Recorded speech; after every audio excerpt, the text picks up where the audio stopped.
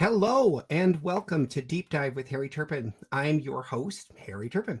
This is the second episode of this new series where I get a chance to chat with members of the theatrical community who are making a difference, who are influencers, who are historians, mentors, and all around great people. We are streaming live on Facebook through my director's page. You can also find us on YouTube by searching for Deep Dive with Harry Turpin. You'll be able to watch this episode as well as last week's episode with RJ Tancioko. Please also be sure to subscribe to the YouTube channel, give us some feedback, and leave any comments you might have. A little bit about how Deep Dive works. I'll have a guest on and we'll go through a series of questions. My questions are a guideline, but as the conversation progresses, we won't necessarily get to all of them. If we're having a rollicking time and my guest says something I'd like to know more about, we'll take a deep dive and explore the topic a little further. That's pretty much it. There's no gotcha journalism, just a chance to get to know our guest a little bit better. Towards the end of the evening, there will be a Q&A period for you to ask our guests any questions that may be on your mind. I can't guarantee that I will get to all of the questions, but I will definitely do my best. Now, a little bit about my guest. Teresa Thuman, pronouns she, her, is a Seattle-based director and is the producing artistic director of the award-winning Sound Theater Company. Teresa founded Sound Theater in 2006 with a site-specific production of The Tempest, presented in the water and on the beach of Lake Sammamish, Washington. Teresa has directed in theaters in California and Oregon, served as the assistant director at the Oregon Shakespeare Festival. She's been an instructor at the UW School of Drama PATP, UNC Chapel Hill, Cornish College, George Fox University, among others.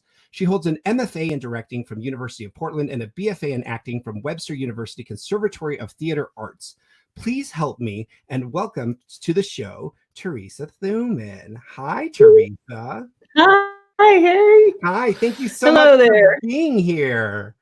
Whoa, this is wonderful. It's such an honor. I'm so thrilled that you asked. Oh, well, no, I love you and I love the work that you do and I love your presence in the community. And so I'm so grateful that you could be here. Absolutely, absolutely. I've gotten to know you just a little bit in passing through various shows and projects. There was one time I was working on, I think it was Anything Goes, and we were coming in and you guys were rehearsing something very, very serious over at the space up in Crown Hill. Do you know where I'm talking about? Yes. And I remember the moment that I remember the day you're talking about too. Yes. and so you tell that story then, but it was, yeah, went ahead. Go ahead. I'll leave that to you. Well, I just remember that it was one of those, like, terrifying moments when you've scheduled a rehearsal and you finally have the entire cast together and it's a big cast. And I believe we were doing You Can't Take It With You. So it wasn't as serious, but probably people were feeling the heat of needing more rehearsal time. And apparently space was double booked. And yes. Somehow there'd been some communication breakdown, probably on our side. Most likely on ours. Well. It's amazing that we get as much communication as that we do as theater artists to do what we do. Anyhow, and I just remember how gracious you were about letting us finish our hard work that moment, and super appreciate it, and something that I have never forgotten as a moment of grace that I'm not sure has ever been reciprocated. So perhaps this is a beginning of that journey. Absolutely. Absolutely. No. And I just remember how kind you were. And I felt, we've all been in those situations where you're under the pressure and you're feeling it. And you're like, wait, what? You have my space? What? No, really. I just need 5 minutes. I just need 5 minutes to do the thing that I need to do. So, but I'm so glad that we've just continued to keep in touch over time, and I'm looking forward to getting to know you a little bit better through this conversation. So, first things first, in this crazy new world that we live in, you and I were talking a little bit about this in our pre-interview. The new introduction is, how are you? How are you doing? So let's start there. How are you? I think I'm doing okay. I actually there's a couple of things that have kind of surprised me at this time in terms of things that I had a little more capacity for than I thought I would, which I actually think has made me be able to put more energy out in support of others in ways that have been meaningful, certainly to me. But one of the things, someone mentioned this to me the other day, we were in a conversation, and I totally agreed that there's something about and maybe this is unique, but there's something about not having to go outside and kind of sort of dress for being seen and being watched or something, just kind of that, something about that energy gets saved when I don't have to do that. Now, of course, I'm a super social person, so I want to see people, I want to touch people, I want to hug people, I want to do all those things that we all want to do. But it's been an interesting kind of like, I think I'm going to be okay through this as long as I'm okay health-wise. So, and so far so good health-wise, and no one in our family has had any issues. My son's girlfriend is a nurse, and so we check in regularly with her. So yeah, I think it's just it's amazing thing to take in what's going on around you when like you're in this weird existential place of doing nothing is the best thing that you could do. Not risking yourself or anybody else is like your little tiny piece of holding up the world and holding up the sky. And it's just a very antithetical sense of energy in terms of, we got to be doing stuff. We got to be working hard. We got to be making things happen. And it's like, oh, wow, this is actually the most valuable thing, is to be thoughtful and be on our own right now. And it's, so we're doing good. And you? I'm doing well. I seem to be as my friend Jasmine has coined me, the king of quarantine content. I'm hosting like 95 different shows, and I have a trivia night, and trying to keep as busy as I possibly can be. But that brings up something that you said, which was, we have to be busy. And I feel like as theater artists, I know for myself, and maybe you can relate, I don't feel whole unless I'm creating, unless I'm in that room, unless I'm doing that thing that I feel like I was put on this planet to do. Do you feel the same way?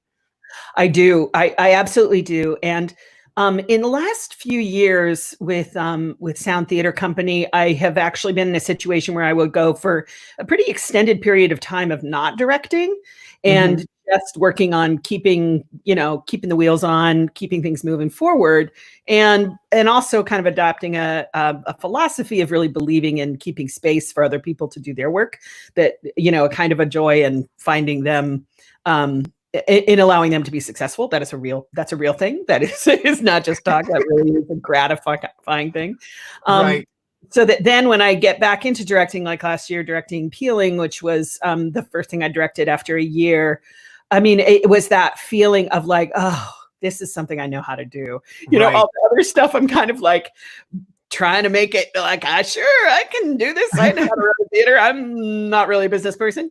And then just walking into that rehearsal with a piece that I was in love with and really confused by, and yet really entranced with, and just sitting down with the artists and making that happen was just like, oh, please give me more of this. Give me more of this. So, I agree. I agree with you completely, but I will throw out that one of the things that has kind of sustained me between those larger lengths of time between projects is I really do find producing to be very, very creative and very and really very meaningful. And so I would never have imagined that I would have found myself in that place. But, starting out with just self-producing and stuff like that, it was like a chance to bring together the people that I wanted to be with the most and do the work that was the most meaningful. So that's amazing. And you've had a long career, and we're going to get into that too. But you said something that was interesting. Really long. Which was just for the record, I did not say that. I did not ever say that. I just want to be very, very clear about that. But you said something that was really interesting. And you said that you really have found enjoying producing, and that came out of starting self-producing. So if you could give yourself some advice from now to when you were starting self-producing, what would be that piece of advice that you would give yourself? Yeah. And I know I'm putting you on the spot here. This wasn't on our list of topics, but yeah, no, that's a really good question. And I think that the thing is weird is I wonder if I would give anyone else this advice, or if I would just give it to me. Don't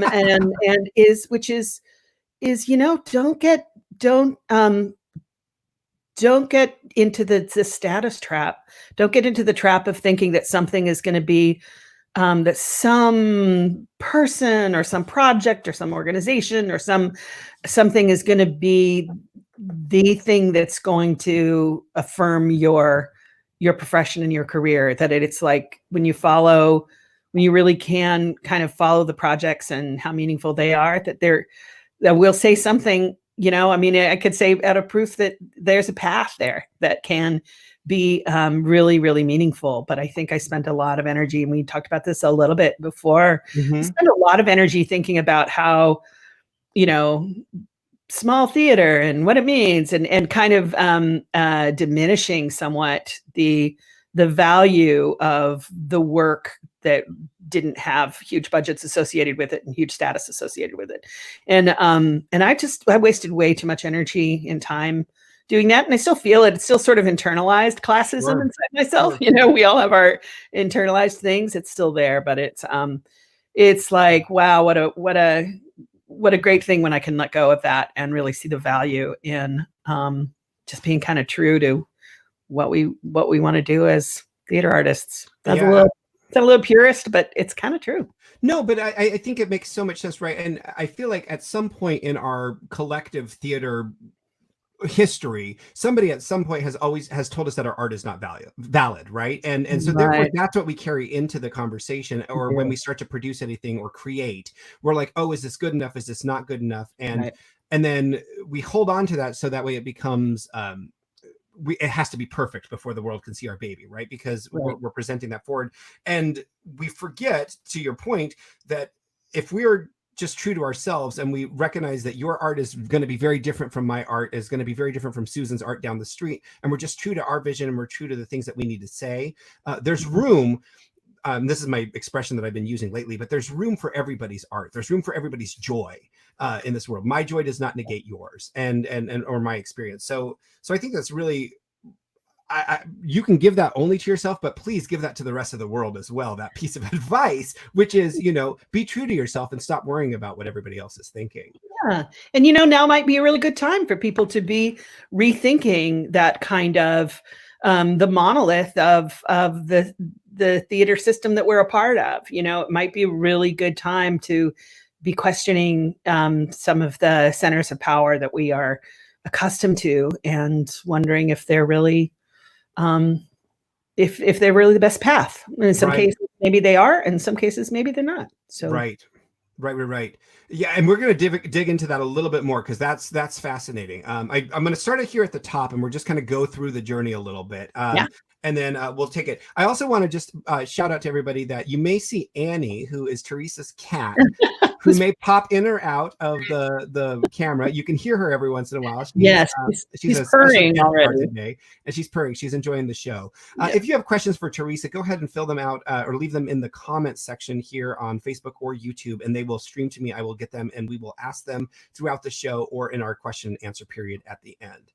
All right, Teresa. So take me back to the beginning. Take us all back to the beginning. What was your beginning in theater like? Was it something you found as a calling as a child? Did you come into it later in like high school? Was it something that you were forced into, like a milk commercial, and then you got the theater bug from there? What was it like for you? Definitely not forced into it. I will say that for sure.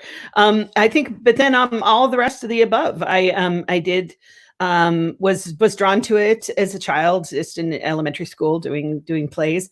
Interestingly enough, I have two older sisters, and my oldest sister really started to say when she was in, I don't know, 5th or 6th grade, that she wanted to be an actress. So of course, anything that she said, I wanted to do too.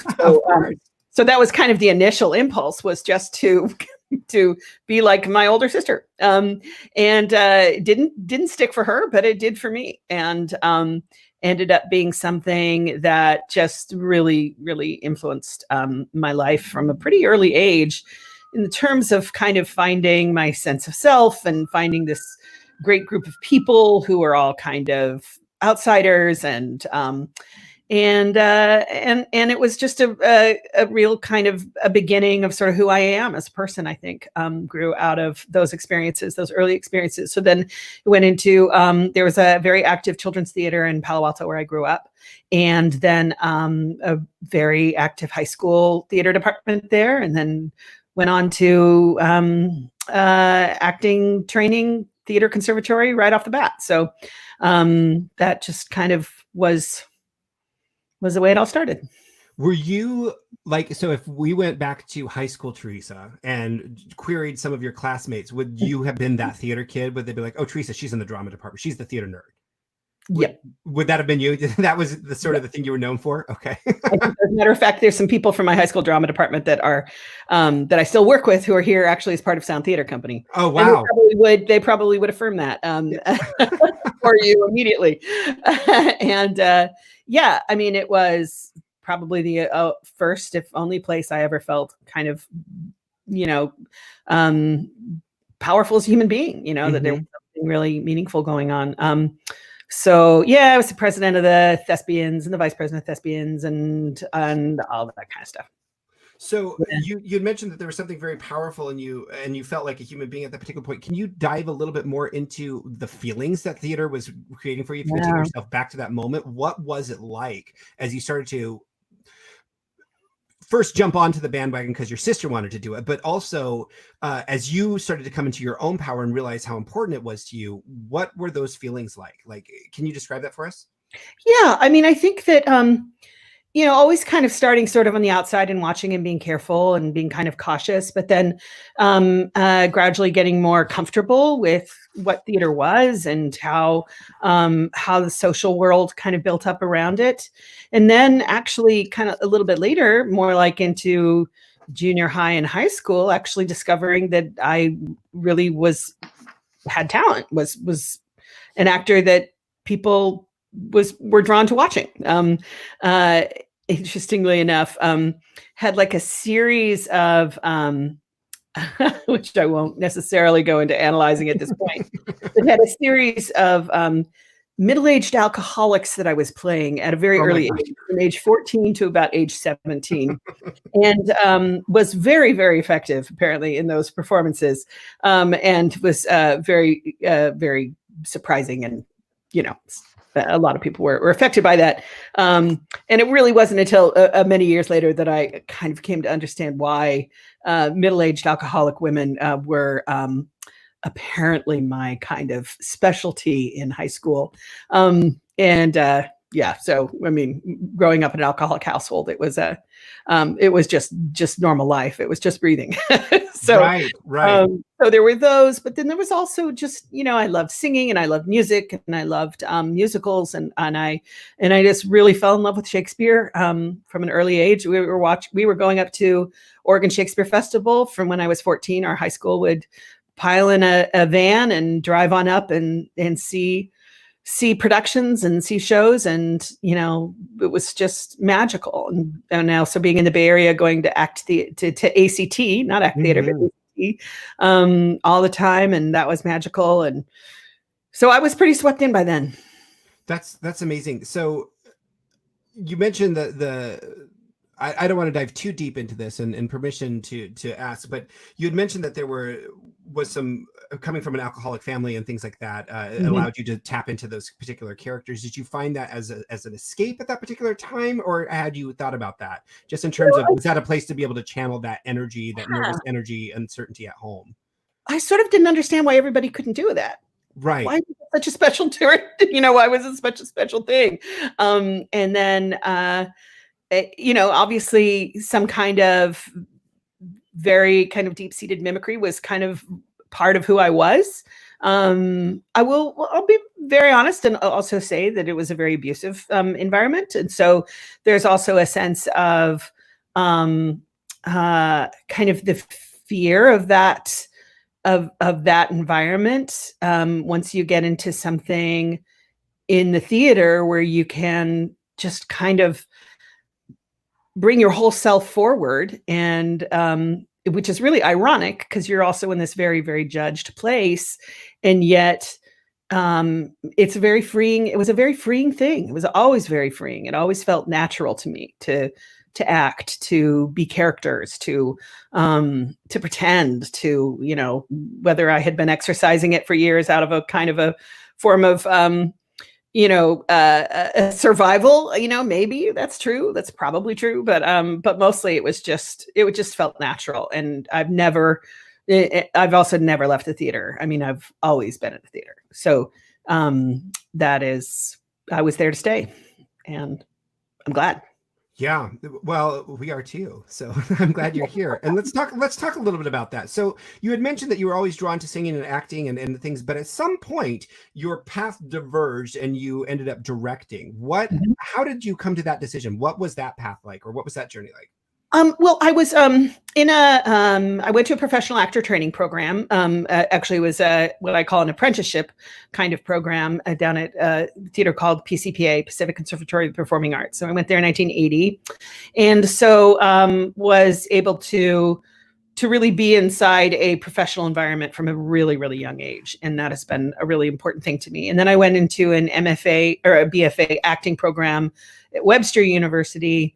And then I continued an MFA acting program for 1 year, and then just started pursuing acting. But at the same time, I was also really interested in teaching. So I ended up back in this conservatory teaching, the same one that I had started in at 18, Pacific Conservatory of Performing Arts in California. And I say that because I had taken a wonderful, wonderful series of courses in directing when I was an undergrad at Webster with an amazing teacher, but I really wasn't going to be a director. That was really not anything I had any designs on. I just really loved her as a teacher. But it turns out she was turning us all into directors, and we didn't all really know it. She was making us all kind of see how things could work better. And so the combination of teaching and coaching, found myself a lot in rehearsal halls and in rehearsal time, watching other people work, and wonderful people do amazing work, but also sometimes wanting a chance to follow through on something, seeing a potential or a possibility with something and wanting a chance to give life to that. And so I, at that moment, got bit by the directing bug in the early 90s and started directing while I was still acting and teaching.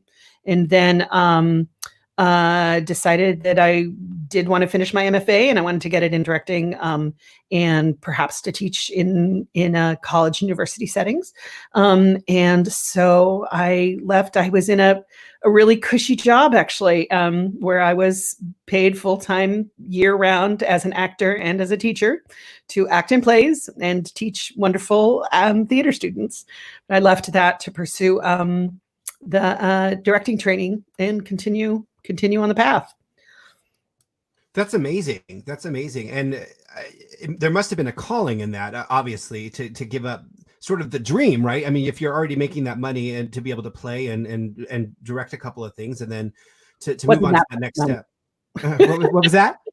Wasn't that much money, but it was a really meaningful time in my kind of formation. I think that what was great about being in the teaching in the conservatory is that, having spent so much time working with actors at different stages of their growth and their development, you kind of get very good at just providing problem-solving approaches.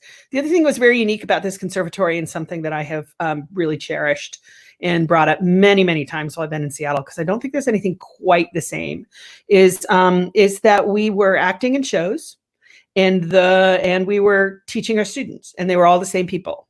Oh, so in other words, if you're teaching a class in the afternoon and then you're rehearsing with those same students in the evening, you better do what you teach and teach what you do. Right. Yeah. So there was a really terrific kind of honest sort of feedback you were always a part of. And it's very humbling, but it also is it can be very effective. You really can be a more effective teacher and trainer and a better artist in yourself when you have that push and pull always going on. And so, whereas, it never felt comfortable to kind of be the sort of teacher who said, this is how it is, period.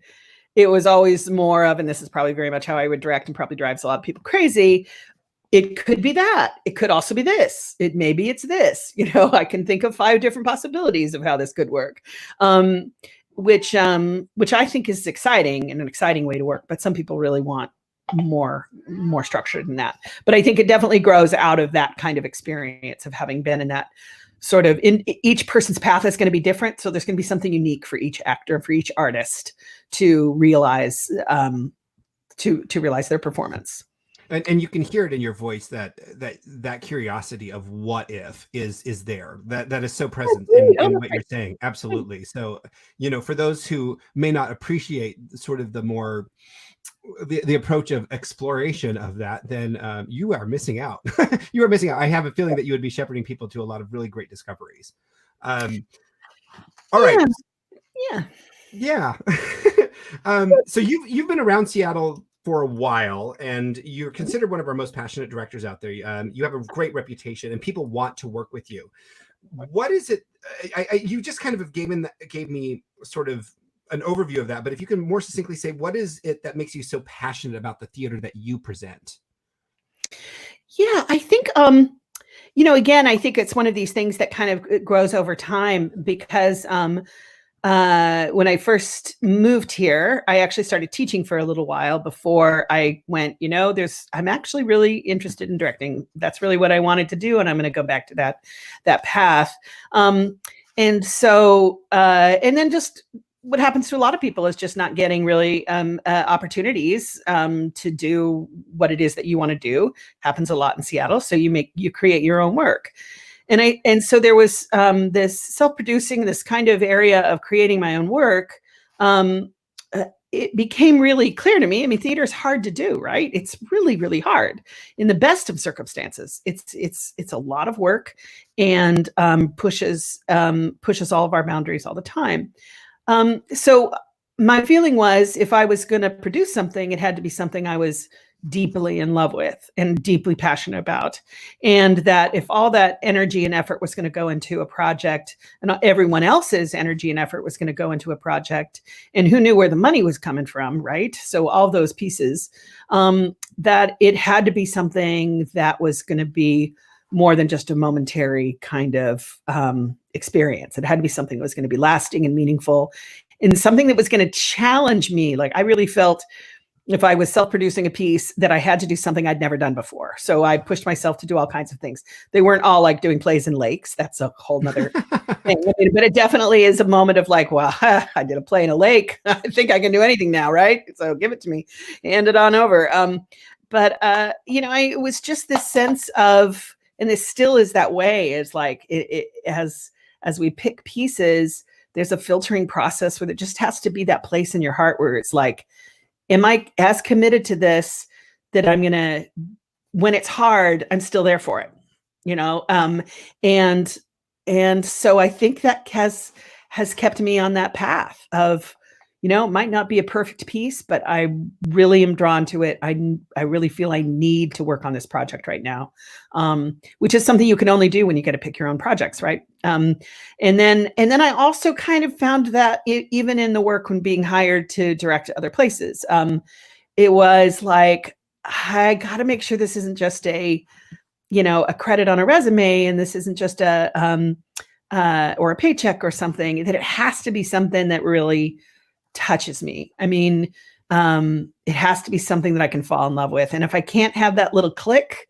and it who knows what it is, and it might be unique to me and not to anything anyone else sees in the piece.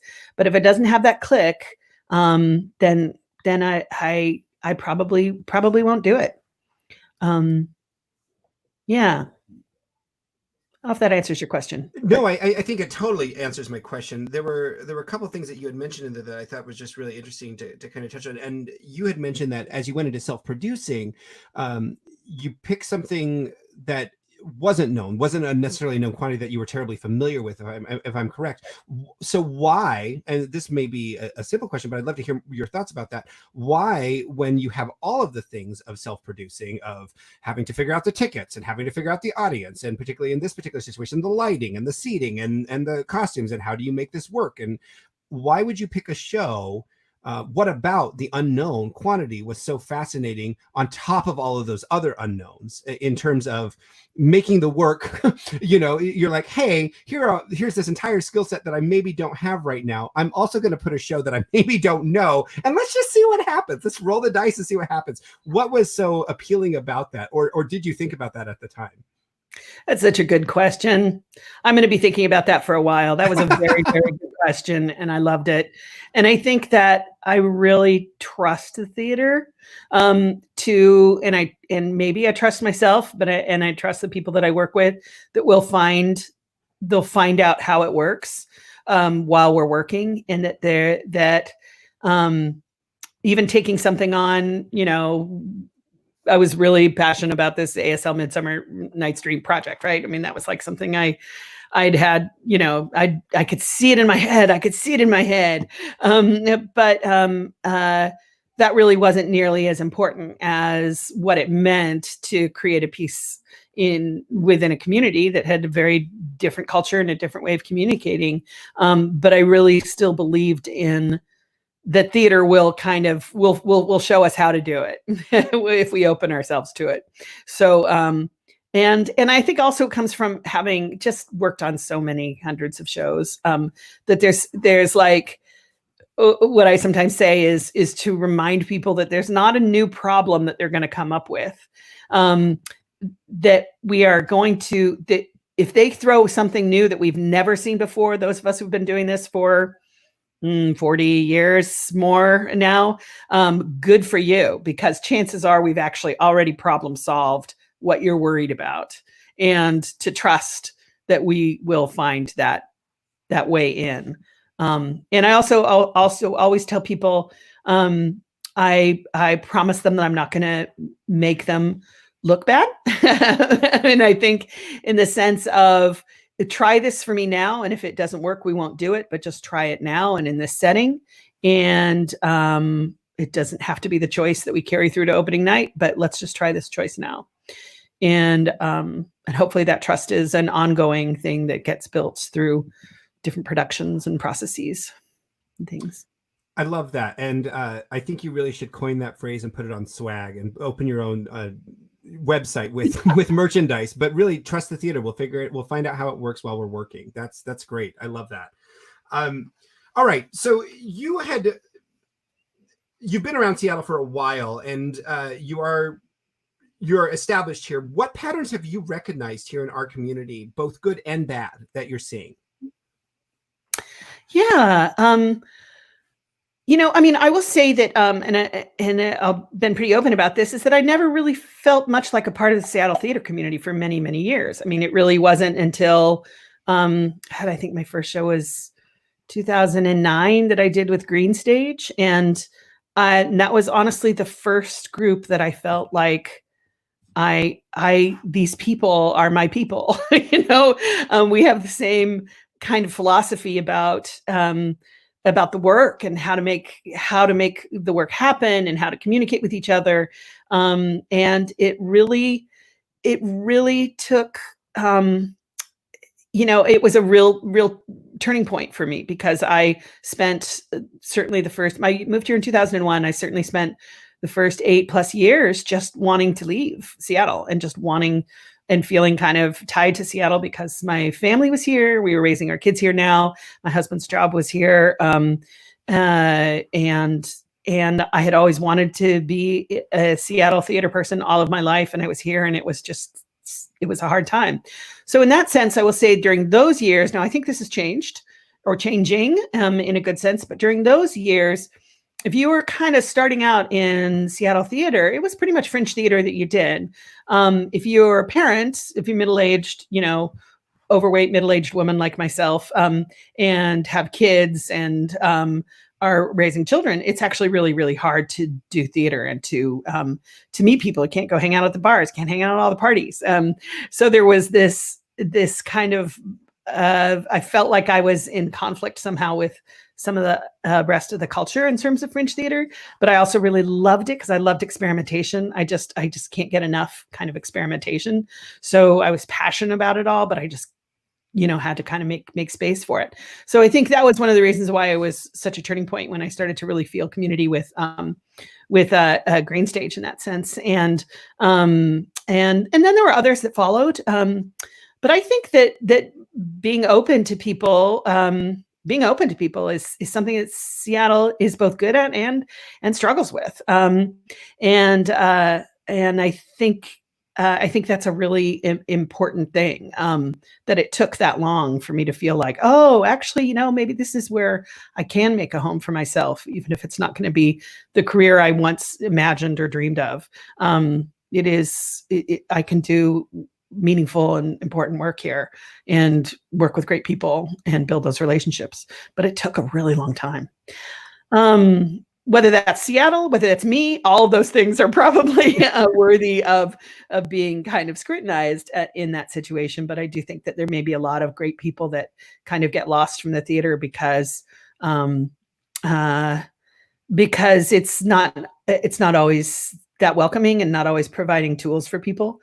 I think that, and not really providing, this is what I would say about Seattle theater, is that it's really hard to get upward mobility in Seattle theater. Very few people can actually achieve that.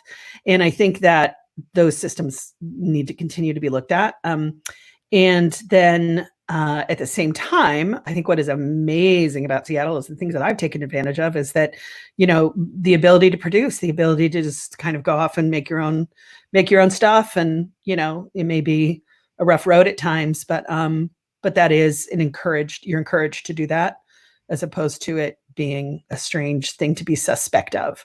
I never wanted to set out to be an artistic director of an underfunded theater. That was never kind of my plan.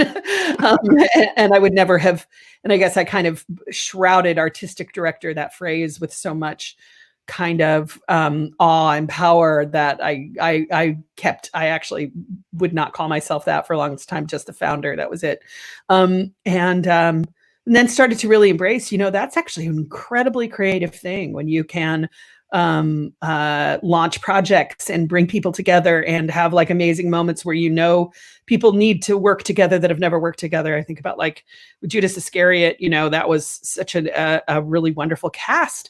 They didn't all meet each other until like the last couple of weeks because it's all separated in scenes. And so in the back of my mind, I'm like, creating this play and just waiting for all these people to meet each other and hopefully fall in love, which they did. And you build a kind of a community, and that's the only, what an amazing thing to be able to do, to kind of bring people together for something like that. Absolutely. That's amazing. I love that.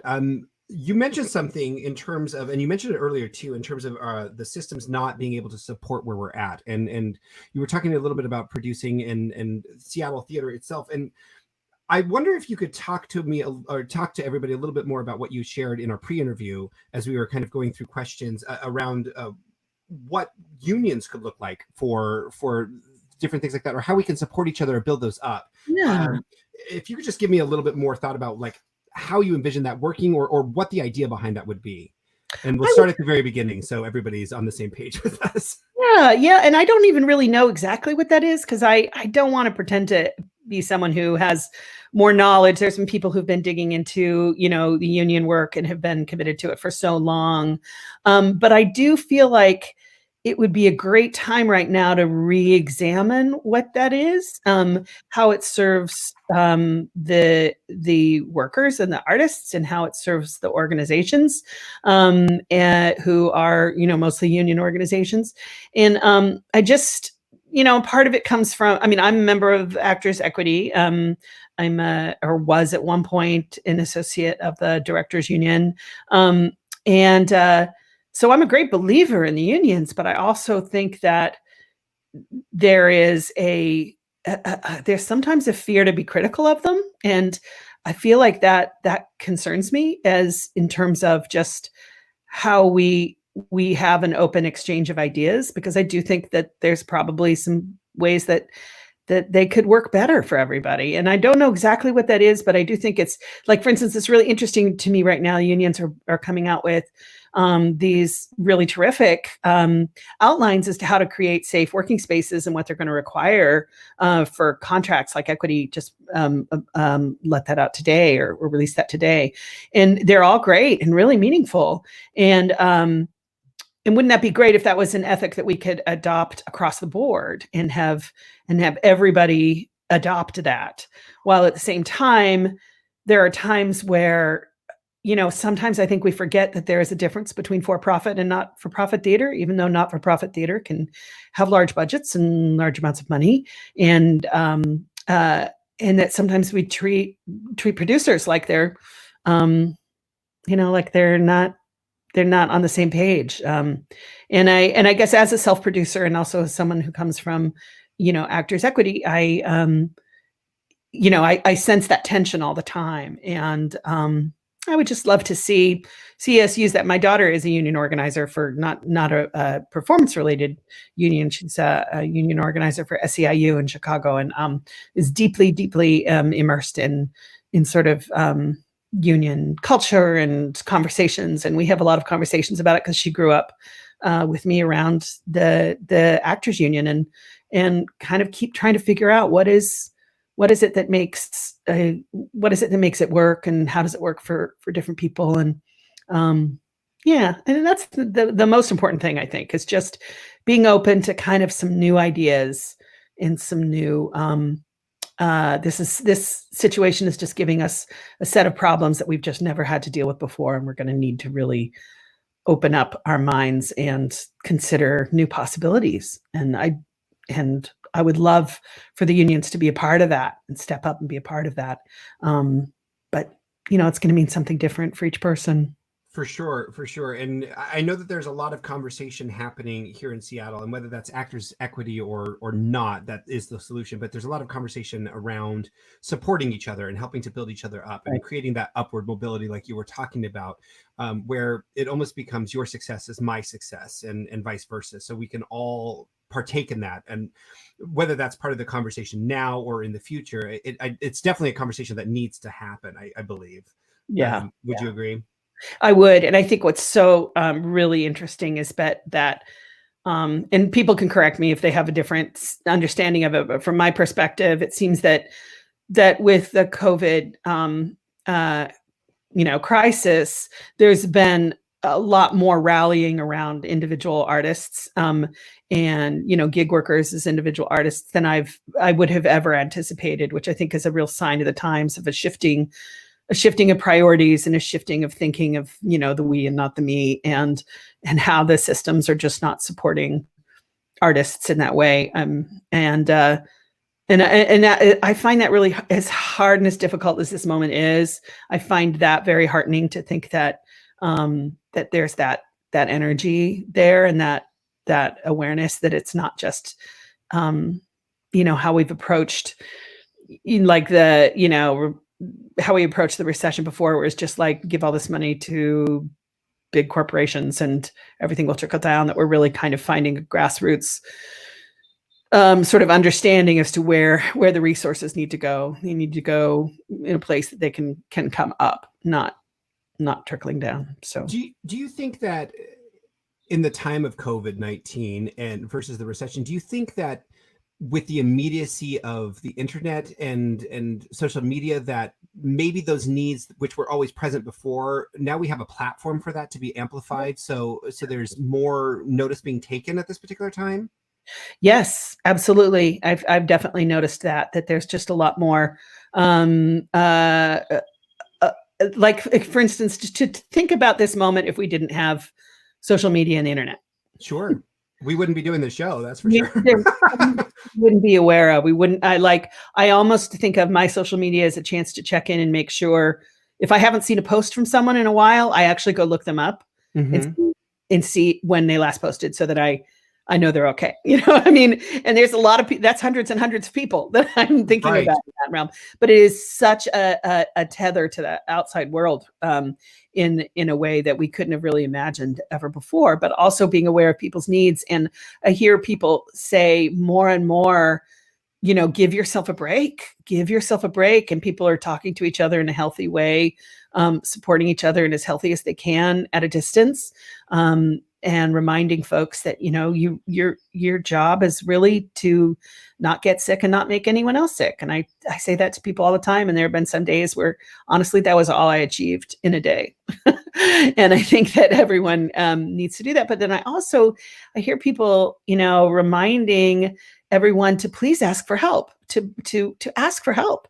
And that kind of that sort of ethos of mutual aid and mutual support is again, maybe just a little tiny glimpse of light in this really dark time. But I think it is an important one for us to attend to and to give some time and attention to, because that's the future, really, is that ability to support each other and realize, oh, I have this need. I need someone to do this thing for me, and I can do this thing for you.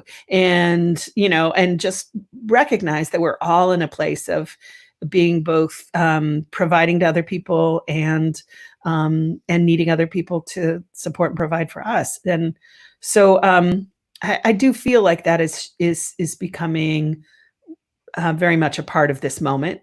And I'm glad for that. It's the reason why I understand totally why people turn Facebook off or turn off the social media. I totally get it. But for me, it's like, I actually need to know where people are at, and I'm using it as a tool to make sure I can keep tabs on folks. Absolutely. And I believe that, we are so conditioned that we have to do it on our own. We have to do everything on our own. And, getting to that place of being, I don't know, I agree with you. And I hope that out of this, the good comes that we recognize it's okay to ask for help, and it's okay to also check in on people, right? It's the same teeter totter. You can't really have one and make it work without the other. And, I'm hoping that social media and things like this and just theater, whatever that looks like moving forward, we recognize that it is the yin and the yang. I'm going to ask you for help, but also check in and see if there's anything that you can do too. It's a two-way street, I think, as opposed to a one-way avenue. Yeah. All right, so let's get into Sound Theater Company. Let's talk about sound. Tell me about Sound Theater Company. And you started this company with a production of The Tempest on a lake, in a lake. Is it on the lake, in the lake, near the lake? How did you start this? What was the production? This is so fascinating to me. It was in the lake. It was actually in the lake, in the water. Yep. Okay.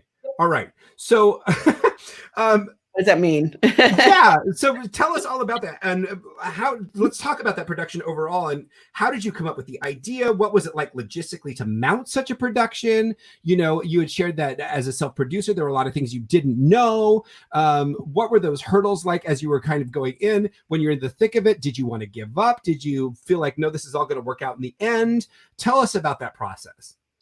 Okay. Well, to start off, I really have to give total props to For Culture, because they started a site-specific granting process. And back in the day when TPS would have these fall conferences, they had one session where they talked about the site-specific grant. And I just remember being fascinated by that and thinking, I'll never think of anything to do in something like that. What interesting creative people. They're so much more creative than I am.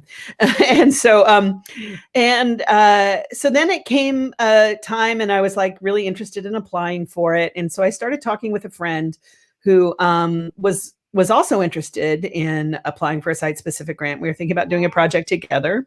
And I said, I have a playwright friend who writes plays for water, who's been writing plays that are performed in a pool on top of a hotel in New York City. What a thing. Who knew? A very niche thing. No, right? And I just thought that was so interesting. So we kept kind of exploring what could we do that was using water, what an interesting kind of quote unquote stage, right? And then it just kind of occurred to me that it's really just an extension of Shakespeare in the Park to do Shakespeare in the Lake. And so it just kind of, it sort of fell in place, thinking about how to use the water, that the water would be like the picture you have now. That's actually our ship, right? So the ship was all the people on it. They were acting. They're about 50 yards maybe from the shore. They had to yell really loud, and apparently water carries sound over water, but they were all dying. So there was lots of justification for them being loud. They were all terrified for their lives. Basically the process is that ship that you're looking at became pieces, like about 5 pieces. They were while they were supposedly saving themselves, they were actually unwinding the things that were holding it together. so that that ship broke apart, and they all ended up in the water, and they're all swimming out and trying to save themselves, and pieces of ship are floating around. So it was pretty cool. It was actually pretty cool. I mean, we could do it again and do it even better, I think, because now that we've done it once, we sort of know some of the mechanisms. And then there's that picture there of Miranda, really chasing them down. And then there was, and the image of water, and where he talks about, and this image is part of this, where he talks about drowning his book, was also very much kind of a part of it. We created a kind of a character for Caliban that was kind of an amphibious character, part land, part sea, part water, sort of no real home, no real, not really belonging to either space. And what was interesting is when I put it out in terms of auditions for it, it's sort of self-selected for a group of people who love Shakespeare, love outdoor Shakespeare, and can swim. And it was so interesting to me how many people said, "Oh yeah, I grew up on a lake," in the auditions, and I'm like, "Well, there you go." So, and a lot of people were like curious, like, "How could you do this? What's going to happen?" But anyway, so there was a shore, beach area, and so a lot of the action took place on there as well, and the audience sat on the beach. Just like they would any Shakespeare in the Park piece. And the water kind of took on this wonderful kind of sort of place of otherworldliness. So the fairy world, the imaginative world, perhaps the death and grieving world, and kind of spiritual realm was kind of always in the water. So we did some neat things.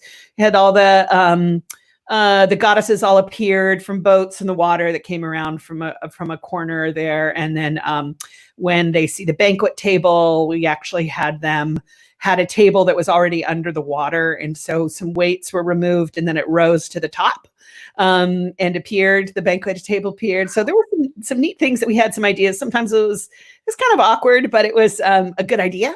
I love that, though. So there was a lot of that, and a lot of and then Leanne Hittenberger, who I've worked with on lots and lots and lots of shows, she was in it as Ariel, as well as costume designer. And so she was just experimenting with materials and what would work in water. And I remember one of our first rehearsals, we went out to the spot that we knew we were going to perform it, and just put costumes on everybody and said, "Here, go get in the water and see if you can survive with this costume."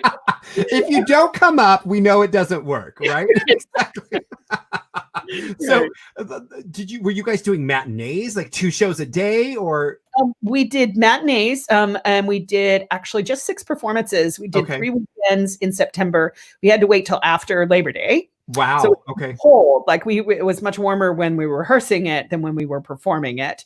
And so that had to be taken into consideration. Yeah, it was a swim spot. So there had been lifeguards there the whole time during the summer. So it's kind of opened for swimming, and it had, Even still, though, so 6 weekends, you said that was over 3 weekends? 3 weekends, 6 performances. I mean, 6 performances over 3 weekends. I mean, even still, that's a gamble, because Seattle has like 1 month of good weather, right? And they're waterproof costumes. So there you go, right. And so how was that? Sorry, it's so fascinating to me, like the whole thing, because you're self-producing, and you said you didn't know what you knew. Was there ever any, like, did you have the actor sign waivers to be like, "Hey, we're going out into the water. You may not come up because we don't know if this costume is going to work or not, but let's give it a try"? How did you deal with that, or was that even an issue? Was everybody just like let's put on the show? Yeah, no, we didn't have any waivers or anything. Oh, okay. So if you're watching and you were part of that production, please don't sue. Yeah. Right. I mean, I think there were some other kinds of encounters with nature. I don't think anyone was necessarily in risk of of drowning that I know of. But there was definitely not a lot of nature around. There were things in the water and things on the sand that were kind of, could have been harmful, and probably would do it differently now. But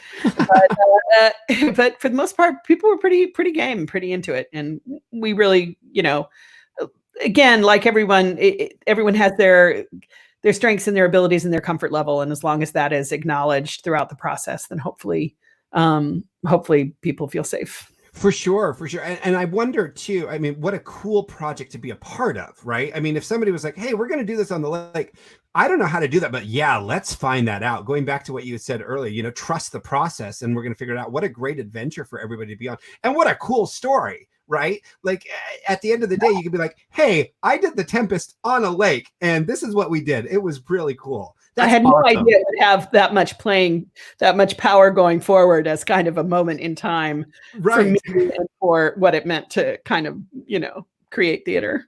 Well, and speaking of creating theater, that's a great segue. Out of that came Sound Theater Company. So I have to ask, did Sound Theater Company come from performing in the water? Like, was there a connection there? Yeah, well, as a teacher, I was very much, and a teacher and a coach, and even as a theater artist myself, it was very much involved with language and voice and speech and dialect and heightened text and all of that. So I kind of had this place of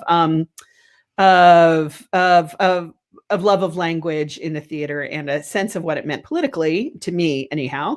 And so, you know, picking the name Sound Theater was like, oh, we're in the water. That's cool. We, you know, doing with language. Yeah, that's cool. That's kind of soundish. And then also just wanting to draw from kind of a professionalism that I felt like I'd been imbued with, you know, from a really early period. So that idea of keeping a professionalism with it as well. So it was really the original mission is different than what the mission is now. The mission was more of an expression of language and music, theater that has an empowerment through language and music as an expression.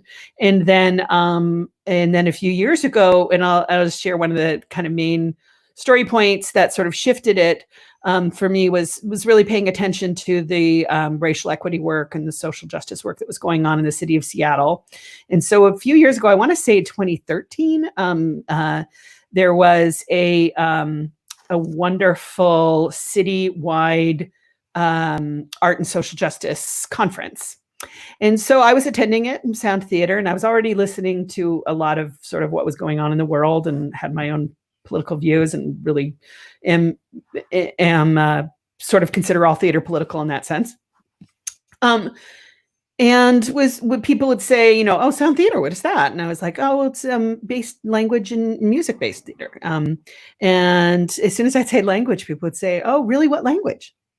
And it just made me realize how, just rather quickly, how Anglo-centric I was in my own orientation towards language, what kind of biases that carried with it, and then just kind of an unfolding of so much of our theater is been rooted in a white male aesthetic, and so we were already kind of going in that sense of building more of a social justice frame for the work, and just kind of went full on in with that, and also keeping I realized that it was an aesthetic of language and music that I was drawn to as an expression, but that the mission had to be more about something more social justice based.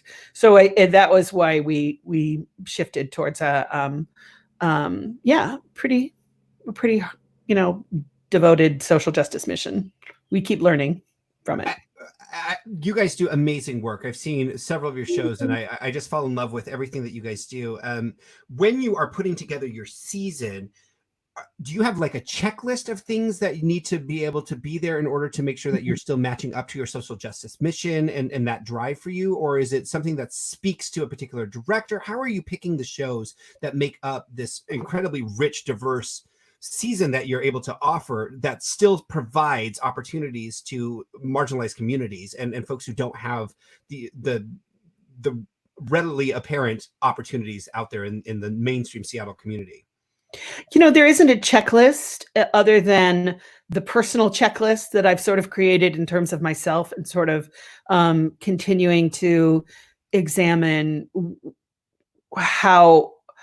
what the power sources in theater are and how power is distributed and what that means in terms of cultural biases and in terms of what that means for representation and how many stories we kind of don't get access to, that how many, we're kind of used to a certain canon of Shakespeare. We're used to a certain canon of musical theater. We're used to certain things that we see the same thing over and over and over again, as opposed to finding something that really celebrates a cultural touch point that we don't have, that we don't know. So I think a lot of it was, I don't really have a checklist in the sense of, I guess it should be something that hasn't been done a lot of, or if we're going to do it and it has been done a lot of, that we're going to do something really new and different with it that's going to really challenge audiences' perception of the piece, and that it has to have some kind of social impact, that there'll be some kind of effect that it could create in our audiences. So it's really for the audience, even though it's kind of for the artists, it's really for the audiences to have a kind of transformational experience. I don't know if that answers your question. That's about as much as I have on that one. No, that does. That really does. And I want to applaud, and I'm going to take it upon myself to thank you for the Seattle theater community, for thanking for putting out the kind of work that you guys do. It's really important, and gosh, I'm so grateful that it's being done. So thank you. I really want to, thank all the artists that we get to work with that are, have said, yes, please involve me. I'll do something new. And have said yes to us over and over again, who might not feel the same way about other, traditionally predominantly white-led institutions. And I'm very, very thankful for people's staying engaged with us. I learned so much from everybody all the time. Do you find that as a predominantly white-led organization, do you find there is any pushback as you start to mount productions for people of color, or with anything like that? Like, do people say, "Oh, this is"? Have you had any pushback, I guess, is really what the question is. I think it really, I'm going to say yes and no. I mean, it might be, pushback might be different for different people. Sometimes for some of us, it's an opportunity to learn. And so that pushback is only, is a gift. It's really a gift that someone might consider it pushback. And I think that, the goal is to empower people, which feels like, hi, I'm the white person, I can give you power. And I'm very uncomfortable with that. But in terms of projects that are, centering communities that just don't get a lot of representation, not dictating how or why they're done, just creating a space for it to happen, and let the people who know the work create the work, if that makes sense. Is kind of like, one of our first pieces was Marcus Gardley play, and we were really sort of, those of us and the company that were kind of supporting it, was that we were just there to support the vessel, right? Not to mix what was inside, just to make sure that the vessel was holding together, and that things could happen, and that we could create a space where people could share their own authentic selves and their own true stories, and bring their authentic self to it. And that model has kind of stayed with it, in the sense of, because I do come from actor training, I can, I can provide some skill training or some support, and certain, so folks that might not have experience with voice and speech or whichever, other people have experience with movement and things like that, that they can support folks. But that's just giving tools. That's not dictating what is being shared, or what is being, not dictating the content in that sense. Right. I don't know if that makes sense. I'm sharing some photos here on the screen for folks to be able to see our sound theater company and the work that they do. And so those will scroll through a couple of times, and forgive my technological lack of prowess there. I'm still figuring all of that out, but I think it's kind of cool just to see all the different work you do, and the representation on stage. It's amazing. You guys had a great season set for 2019, 2020, your 2020 season. And then, of course, COVID-19 happened. Sound was working on a production or co-production of Changer and the Star People set to open March 26th. As things were starting to come into focus, your companies had to make the decision to close the show. So how did that all unfold for you? How did you deliver the news to your company? And what, if anything, is going to happen with the show moving forward?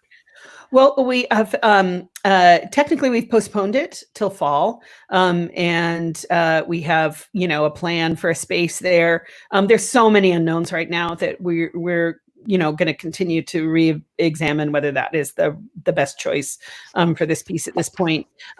So it was actually it was really hard. I wish we'd had more time to kind of come to this decision collectively as a group. We sort of it was right at the beginning. Things are really reactive. We canceled our gala, which was scheduled for the 7th. And then by the 10th, it seemed pretty much like people were not going to feel comfortable coming to rehearsal, or some people were not going to feel comfortable coming to rehearsal.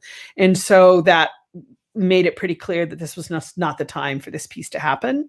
And so it was tough. I mean, by then we were already all on Zoom. And so we had a Zoom meeting and still figuring out all the technology and trying to share what why we thought it was time to kind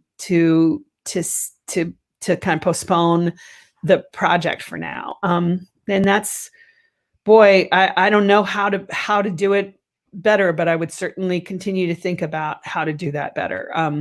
And that was a tough call. So hopefully it will either happen in fall, or we'll continue to look for a space. It was already partially rehearsed, and the one act was written and completed, and the second act was still being written, but we were working through some of those things. So Fern and Roger, Fern Renville and Roger Fernandez are just wonderful people, and we're creating some really beautiful words and stories to share. So we really look forward to sharing that. For sure. Fingers crossed that all of that happens moving forward. All three pieces have something to do with the future. And so they were all kind of like reimagining the future somewhat. And I think that's just really interesting, because now what does that mean? Right. We're still reimagining the future. Well, and you gave me a perfect segue into my next question. Before we do that, I just want to remind everybody, if you have questions for Teresa, we're coming up on our Q&A. We're going to be wrapping this up shortly. But if you have any questions, put them in the chat window and we'll pop them out there for Teresa to be able to answer. But you mentioned the future. All the pieces were about future. What are your thoughts on the future of theater? And with so many unknowns, what do you envision this thing that we love, this art, to look like moving forward? Yeah, I mean, like everybody, I'm not sure. I mean, I think that there's going to be it's going to be phases. I think what it is interesting is that even just like talking about sort of the paradox of doing nothing is like the best thing you can do right now. I think that being small is actually going to be very impactful in this next period and in the transition period of whatever that means to get back to reopening. I think it's not going to serve us to just think to live in and I know this is hard to say, but live in kind of a nostalgia for the theater that we are used to. I think we really do need to rethink what it will mean, what the relationship, like I was just talking with Jay last night, that, the relationship between the audience and the artists has got to be one of trust, of a bigger kind of a trust, that you're not going to enter into the space and make it unsafe for me. And I just think that that's going to change some of that dynamic. And I think probably for the better. But those are my main things. I mean, I think we may need to, I don't think this is going to necessarily the only time this is going to happen. So I think that we should be prepared for, possibly having to dial back into this place of creating again for safety.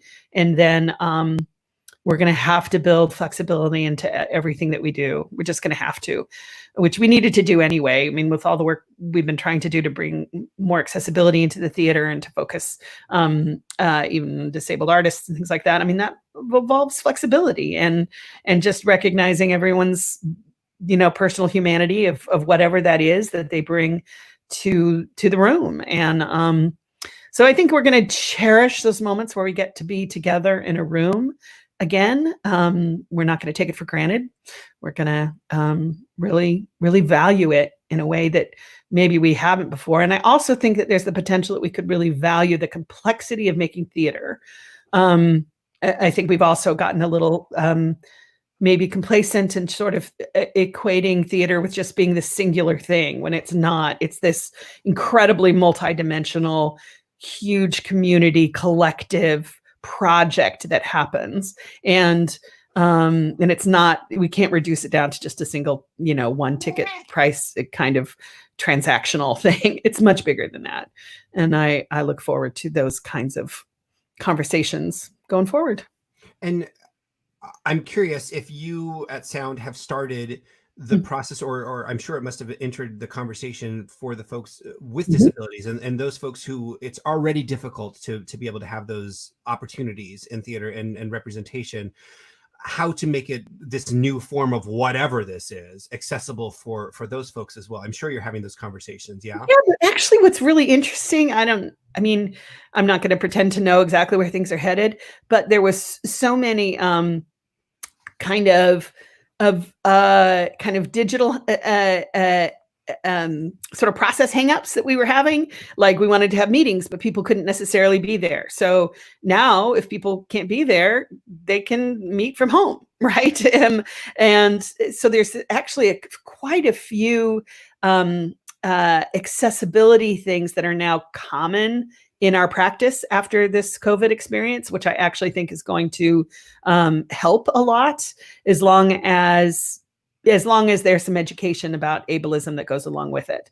If it's just to solve the problem for an ableist society, well, then it'll just go away as fast as it came. But if there is some opportunities for education about our society and disability justice and stuff, then I think it actually opens up a lot of possibilities. Yeah. I'm hoping that out of this, whatever this crazy, I don't even know what this is anymore, but I'm hoping out of this that people are able to take a good long look and see how we can improve things for everyone, not just one small group. We're going to switch gears just a little fun questions as we're wrapping up here. And again, if you do have questions for Teresa, go ahead and pop it into the chat window and we'll grab those for you. You've directed everything from plays to musicals, Fringe, Shakespeare. Where do you feel most at home? Oh, I do love it all. I am, my first experience in a professional theater was one that did musical theater and did straight plays and did Shakespeare. And so there has never been any kind of a division for me. It was like the same artistry was going into all of those storytelling techniques. So basically you just learn to do it all. You got Shakespeare, you got music theater, you got, Stanislavski, straight Stanislavski training. And it all fed together. And so, yeah. And then I fell in love with avant-garde stuff and fell in love with all kinds of crazy Dadaist theater and things like that when I was in college, and surrealism. And so, yeah, I just like it all. I do. I'm sort of boring that way. No, I think that's great. I mean, if you're looking to hire Teresa, she can do it all. So there you go. It's a good thing to have, right? Yeah. So while you're directing, whatever it is, whether it's a play or musical, absurdist theater, all those things, what do you look for actors who are coming in to audition for any of your productions? Yeah, I mean, I think that, well, to start off with, I actually think auditions are they're necessary, but they're really not the best way to. Oh, they're brutal, right? They're absolutely brutal. They're really dehumanizing experiences. So to start off with, I would try to make sure that they felt safe and comfortable in the space so that they can share their best work. And and I don't, who's to say what that is, but so sometimes I'll try to set up an audition so it was almost a little bit more of a work session than an actual audition. And doesn't necessarily mean that I'm giving direction. It might mean that there's a series of conversations and kind of finding out what people's favorite things are that they like to do or something like that. And then I'm really interested in how people interpret the acting process in their audition, because it's kind of antithetical in a way. If acting is the magic that happens between two people, you take one out, then how does someone act if it's just them? So that, to see if they are trying to create a scene within a situation that's not a scene, I love that. I love to see that. That's how if I'm ever coaching an audition, I explain that to people, that I think that we just need a couple of beats that are really, really well acted. And I think that that's really, really important. I really want to see that people understand what it is to pursue an objective. If someone doesn't understand what it is to pursue an objective, then it's pretty obvious right away. And because the audition situation kind of makes that really, really hard, you have to be really good at it to use the audition to clarify that they understand that. I love that. I love that focus on what it is that you're after, right? And getting folks to show that. I think so many people get lost in the memorization and forget that, you're actually there to accomplish something. It's not just about how well you can memorize something. It's what you do with that. For actors who are hoping to work consistently, what 3 pieces of advice would you give to them? And if you can come up with those 3 off the top of your head. I always feel like I should never give career advice, because I've had a really weird career, and I always feel like don't do anything I say.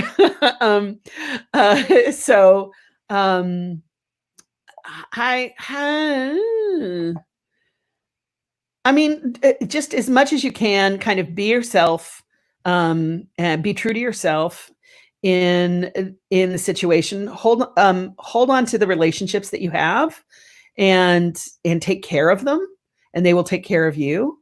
And I think, be compassionate towards people, because theater in some cases kind of brings out the best in people, but it can also bring out the worst in people. And to just know that some of that's contextual, and to just be compassionate and non-judgmental about the people around you, just like you would want them to do towards you. I love that all 3 of your answers really had nothing to do with the theatrical arts. It had more to do with their humanity. It was about being human, right? No, I think that's great. And something that is often forget. I think that there's such a competitiveness out there that we have to be better than this person. We have to be better than that. And everybody offers something to the theater, whether or not you're the right fit for that particular production. That's irrelevant at this particular point, but everybody has something to offer. And I love that your answer reflected that. That's amazing. We have come to the end of my questions at this particular point, so we are going to open up for any Q&A questions if there are any out there. Feel free to pop them in the chat. We'll feature them on the screen with Teresa. While you are thinking of those questions, I'd love to get 1 or 2 of them for Teresa, since she's so graciously given her time this evening. I want to talk a little bit more about Superstar. So one of the questions that I asked was what your favorite musical was, and you had mentioned Jesus Christ Superstar. And while we were doing our pre-setup and our tech and things like that, you had mentioned that it spoke to you at the age of 7. So tell everybody out there a little bit how you came to hear this album at 7, and then what it evoked in you. What were the themes? What were the emotions, the things that were being brought up as you're listening to this album? And has that changed over the years? Are you finding new things to reflect on, or have it affect you in different ways? What a good question. My dad was really into rock music. When he and my mom split, he bought lots of albums, and we spent a lot of time listening to his albums. And so he had Jesus Christ Superstar. So that was, gosh, I don't even remember what year it came out, but it was probably the year it came out. And just listening to it. And I have that album every single second and note of that album just ingrained in my being. Who do you sing along with the most? What'd you say?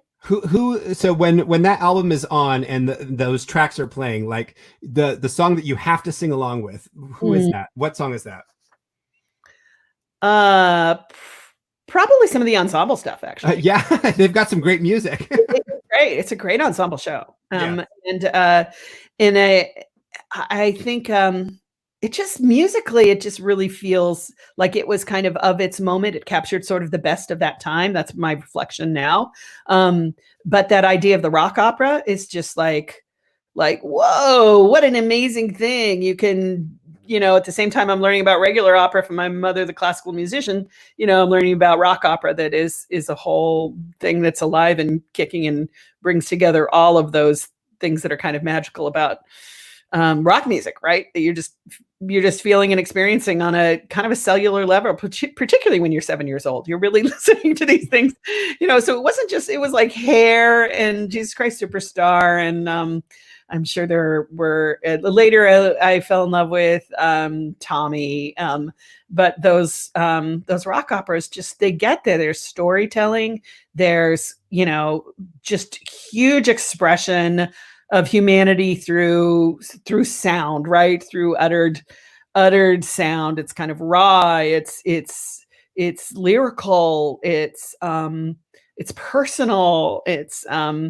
It just has all those beautiful elements to it. So I think on some level, I just responded to that. I mean, I actually, much later responded to it in terms of its story and its significance, and it speaks very differently to different communities, from different faith communities and things. And I actually think it holds up really, really well from different frames. And yeah, I mean, like I said, my favorites now are probably not my favorites from when I was 7. Sure. Like, something becomes your favorite because it does something to you that is bigger than you can explain, right? Right. So when you said favorite musical, I'm like, oh my God, there's so many. I guess if I had to pick the one that I have the most kind of gut kind of response to, it would be that one for that reason. Yeah, for sure. I always say when people ask that question, I'm like, well, if we're talking about rock musicals, it's this. And if we're talking about classic, it's this. Because I have about 500 different musicals. And if it's a Tuesday, it's this one. So, it really depends. We do have a question for you. And this comes from Max. Max says, if you were given the opportunity to move sound theater into a permanent space, would you do it? Or do you prefer to choose a space that best fits the production? Oh, that's such a great question, Max. I think if we could afford it, I would have a permanent space. I mean, right now, the flexibility of not having one might be how we survive this time. So that's just a given. But I would imagine a space that was a pretty much like 12th Avenue Arts main stage, maybe a little bit bigger in terms of seating, but maybe not. Something that is super flexible so that it could adapt to any way you wanted to use the space. That would be the kind of space that I would want to, if I had to find a home, that would be the kind of place I would want, is one that's basically not tied to a proscenium kind of a structure, because I spent a lot of time in thrust stage. So most of my adult professional career was actually in thrust stage. So proscenium was this weird thing that I entered in when I started studying directing. Is like, what is this two-dimensional picture I'm supposed to create? Right. And so I've always felt kind of environmental about it. You mentioned just that this will help you survive, or that this may be the thing that helps sound survive through this whole COVID. And we've talked a little bit about this before, but not having a permanent home, I would imagine, without the cost of rent and insurance and all those other things that have to go into place, must be, I hate to say huge relief, but something that your board is probably incredibly grateful for at this particular moment, where it's like, how are we going to make ends meet? We've heard of so many companies losing their spaces and having to shut their doors. Can you just talk about sort of the optimism or the feeling that sound is feeling as they move forward in this particular moment with those sorts of variables at play? Yeah, I think,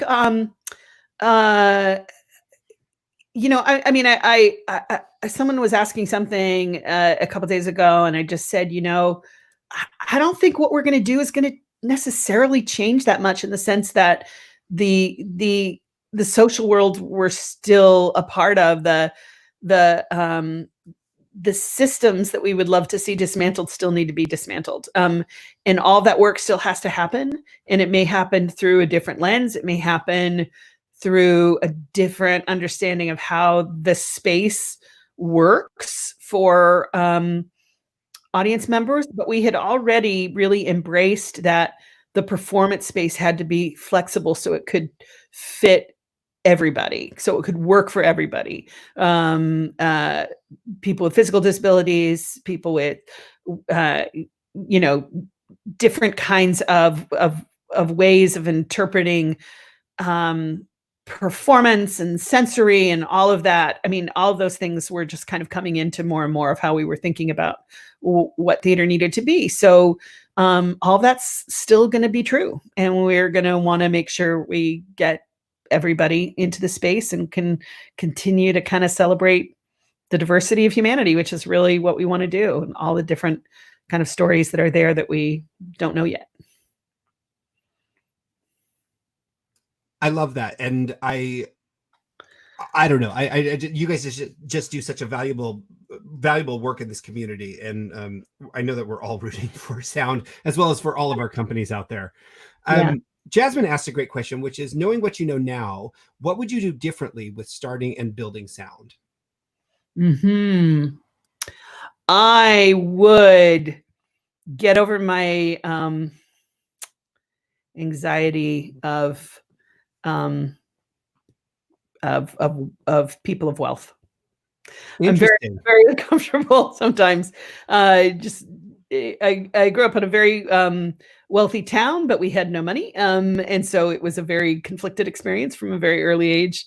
And so I think that I would come to peace with my own internal kind of classism that I have about that, and recognize that that is a really important part of the work that we do, and recognize that, in a lot of ways, we did, the play Reparations. I mean, that is also, we really want that to be part of our relationship with money and budgeting going forward.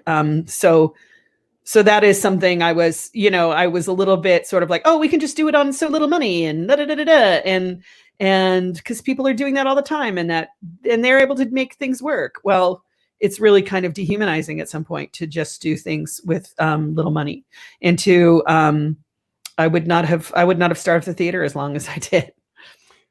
Interesting. Yeah, no, and that, I loved how you put that, your anxiety around wealthy people. That's a great way to put that.